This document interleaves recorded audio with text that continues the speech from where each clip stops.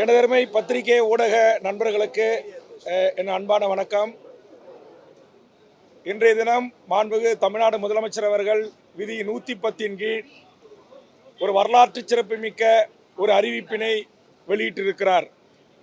அந்த அறிவிப்பு என்பது 1974ஆம் ஆண்டு அன்றைய முதலமைச்சர் தலைவர் கலைஞர் அவர்களால் இந்த பேரவையில் முன்மொழியப்பட்டு நிறைவேற்றப்பட்ட தீர்மானத்தின் அடிப்படையில் உருவாக்கப்பட்ட ஒரு குழு ராஜமன்னார் அவர்கள் தலைமையில் அமைக்கப்பட்டது. மாநில உரிமைகளை குறித்தான அந்த அறிக்கை, அதை கடந்த கால ஒன்றிய அரசுகள் நிறைவேற்றவில்லை, உரிய மதிப்பளிக்கவில்லை. இன்றைக்கு 51 ஆண்டுகள் கழித்து மாண்புமிகு தமிழ்நாடு முதலமைச்சர் அவர்கள் இன்றைக்கு வரலாற்று சிறப்புமிக்க ஒரு தீர்மானத்தை கொண்டு வந்திருக்கிறார்.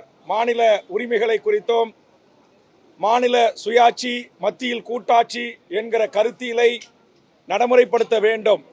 எப்படியெல்லாம் மாநில அரசுகள் வஞ்சிக்கப்படுகின்றன ஒன்றிய அரசுகளால் என்பதை ஆய்வு செய்வதற்காக தமிழ்நாட்டினுடைய ஊரகத்துறை செயலராக பணியாற்றிய திரு அசோக் வர்தன் ஷெட்டி அவர்களும், அதுபோன்று உச்சநீதிமன்றத்துடைய நீதியரசராக இருந்த திரு ஜோசப் கொரியன் அவர்களும், இன்றைக்கு நம்முடைய தமிழ்நாட்டுடைய திட்டக்குழு துணைத் தலைவராக இருந்து கலைஞர் அவர்களின் உற்ற நண்பராக இருந்து சுதந்திர இந்தியாவின் விடுதலை போராட்டத்தினுடைய வீராங்கனை அஞ்சலை அம்மாளுடைய உறவானுமான நம்முடைய திட்டக்குழு துணைத் தலைவர் நாகநாதன் அவர்களை கொண்டு ஒரு குழு அமைக்கப்பட்டிருக்கிறது.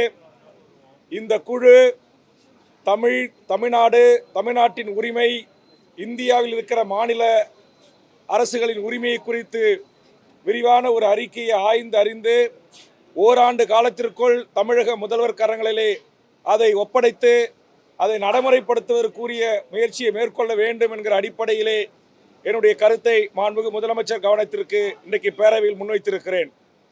அதில் சில வேண்டுகோளை மாண்புமிகு முதலமைச்சருக்கு முன்வைத்திருக்கிறேன். தொடர்ந்து தமிழ்நாடு சட்டமன்றத்தில் இயற்றப்படுகிற சட்டங்களையோ தீர்மானங்களையோ ஒன்றிய அரசு கிஞ்சித்தும் கவலை கொள்வதில்லை.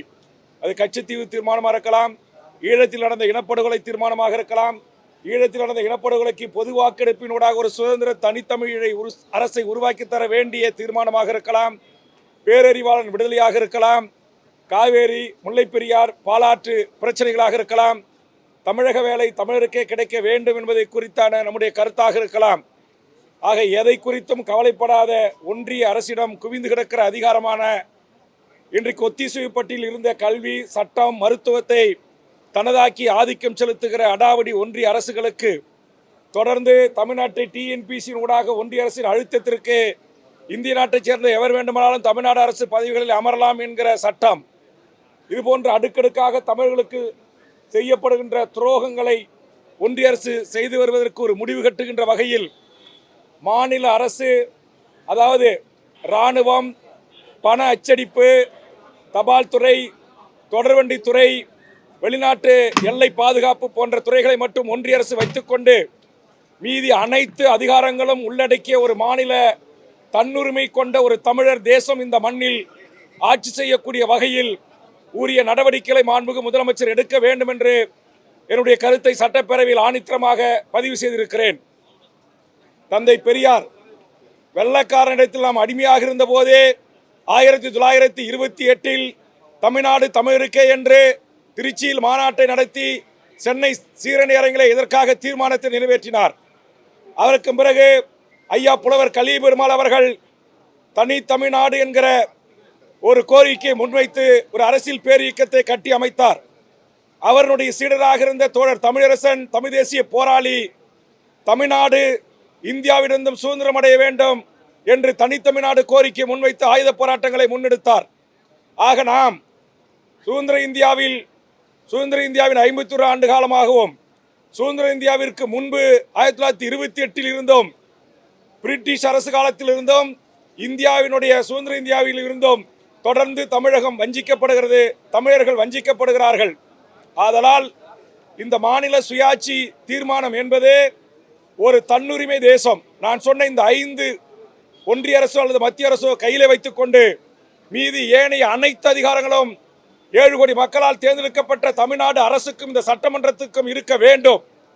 அதற்குரிய பரிந்துரைகளை இந்த வல்லுநர் குழு ஆய்ந்து அறிந்து தமிழக முதல்வர் கரங்களிலே தந்து மாண்புமிகு தமிழ்நாடு முதலமைச்சர் அவர்கள் தங்களுடைய ஆட்சி காலத்திலே அதை நிறைவேற்ற வேண்டும் என்கிற வேண்டுகோளை இந்த நேரத்திலே நான் முன்வைக்கிறேன்.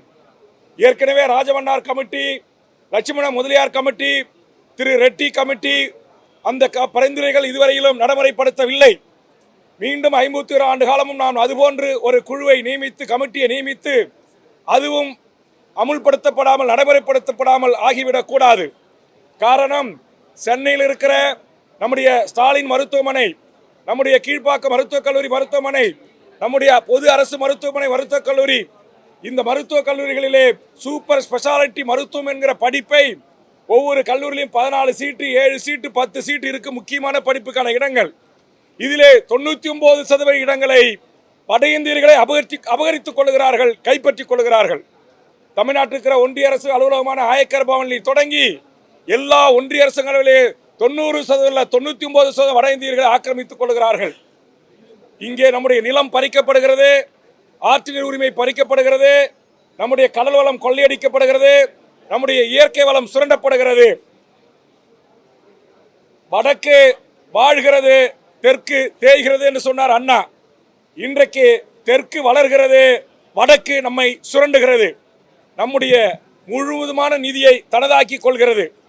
நம்முடைய 1 ரூபாய்க்கு 29 பைசாவை தந்துவிட்டு மீதம் சுருட்டிக் கொள்கிறார்கள்.